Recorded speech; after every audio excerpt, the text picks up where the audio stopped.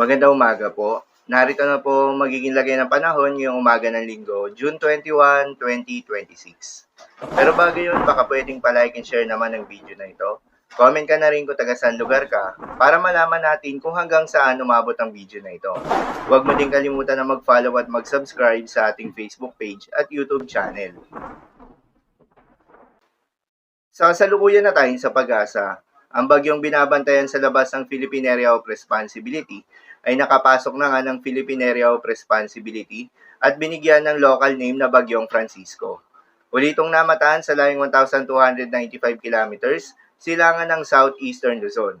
Taglay ang lakas ng hangin na umabot sa 95 kilometers per hour malapit sa gitna at pagbugso na umabot sa 115 kilometers per hour.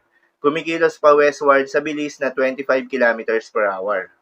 Sa ngayon, nakakaapekto na yung trough or extension nitong Bagyong Francisco sa may eastern section ng Visayas at Mindanao. Inaasahan na mananatili ito sa may Philippine Sea sa buong forecast period nito.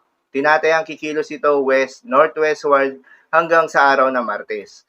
Inaasahan naman na babagal ang pagkilos nito habang nagre-recurve pa north-northeastward.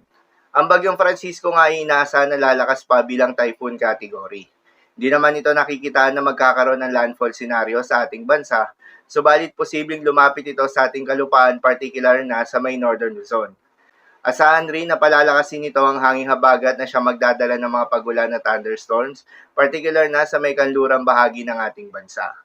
Paalala pa rin po palagi na posible pa rin ang mga pagbabago, kaya naman patuloy lamang na magantabay sa mga update nating ilalabas, lalo na ng Pag-asa. Para naman sa magiging lagay ng mga dagat baybayin, ayon sa Pag-asa ay wala tayong nakataas na gale warning sa anumang seaboards ng ating bansa.